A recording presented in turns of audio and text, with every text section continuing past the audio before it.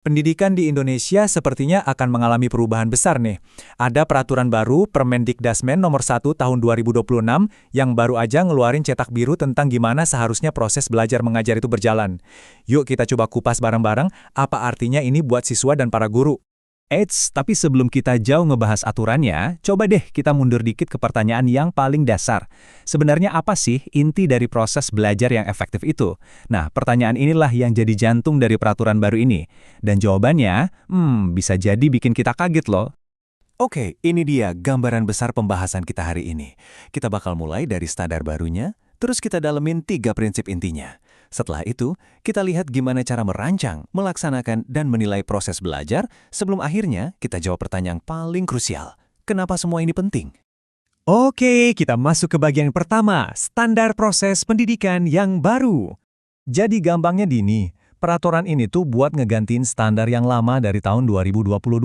Tujuannya apa? Ya, biar cara belajar mengajar kita tuh makin relevan, makin pas sama zaman sekarang, dan mastiin setiap waktu di kelas itu benar-benar dipakai secara efektif buat ngembangin potensi siswa. Nah, sekarang kita masuk ke intinya nih. Jantung dari semua peraturan ini. 3 prinsip inti pembelajaran. Inilah fondasi di balik semua perubahannya. Prinsip yang pertama itu berkesadaran. Maksudnya apa? Ini bukan cuma sekedar belajar, tapi belajar yang sadar tujuannya apa. Prosesnya dirancang supaya siswa ngerti. Kenapa sih aku harus belajar ini? Kalau tujuannya udah jelas, motivasinya bakal datang sendiri kan? Ujung-ujungnya mereka jadi lebih aktif dan bisa ngatur cara belajarnya sendiri. Yang kedua, bermakna. Nah, ini kuncinya di relevansi. Belajar tuh baru benar-benar masuk kalau siswa bisa nyambungin apa yang dipelajari di kelas sama kehidupan mereka sehari-hari. Jadi bukan lagi soal hafalan mati, tapi gimana caranya ilmu itu bisa dipakai. Dan yang terakhir, menggembirakan. Eits, jangan salah sangka dulu ya, ini bukan berarti belajarnya jadi main-main terus. Justru, proses yang menggembirakan itu adalah yang suasananya positif, aman, tapi juga menantang. Karena tantangan yang pas itu justru bikin seru dan semangat kan?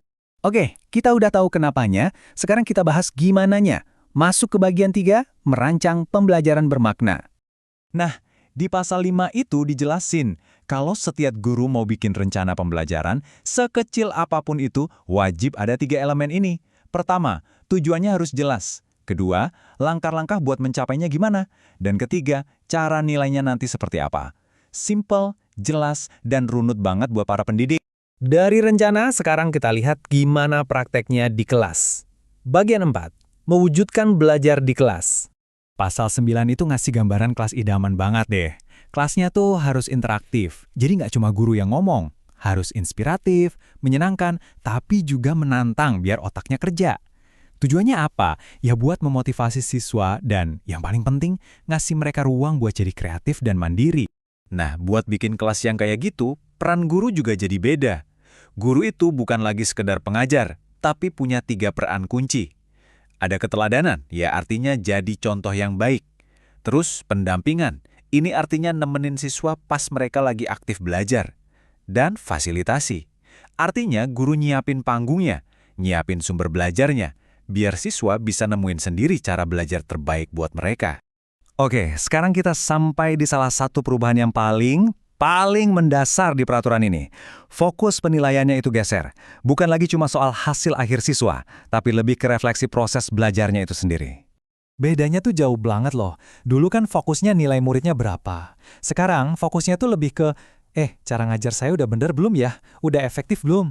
Jadi ini bukan lagi soal ngejudge murid, tapi soal guru yang introspeksi diri. Dan yang keren, proses refleksi ini itu nggak sendirian. Kata pasal 16, ini prosesnya 360 derajat. Jadi masukan bisa datang dari teman sesama guru, dari kepala sekolah, bahkan dari siswanya langsung. Ini kan ngebangun budaya kerja yang terbuka dan kolaboratif banget. Oke, setelah kita bongkar satu-satu detailnya, yuk kita mundur lagi sedikit buat lihat gambaran besarnya. Kenapa sih semua perubahan ini penting banget? Apa tujuan akhirnya? Kayaknya, inti dari semua ini bisa kita temuin di kalimat dari pasal 3 ini, saling memuliakan. Ini dalam banget artinya. Pendidikan itu bukan lagi sekedar transfer ilmu, tapi sebuah proses yang manusiawi banget yang menghargai setiap orang di dalamnya. Suara siswa didengerin, guru juga dihormati. Ini fondasinya. Jadi intinya, peraturan ini tuh bukan cuma selembar kertas ya. Ini tuh semacam alat buat ngebangun budaya belajar yang jauh lebih baik. Budaya yang bikin kita semua, guru dan siswa, jadi lebih sering mikir, lebih sering kerja bareng, dan ujung-ujungnya ngebentuk generasi yang nggak cuma pinter otaknya, tapi juga matang kepribadiannya. Dan kita tutup pembahasan ini dengan satu pertanyaan buat kita semua. Peraturannya udah ada, cetak birunya udah jelas banget, bahkan inspiratif. Tapi kan, ini semua nggak akan jalan kalau kita nggak gerak. Jadi pertanyaannya, kita semua udah siap belum buat bareng-bareng ngebangun budaya belajar yang baru ini?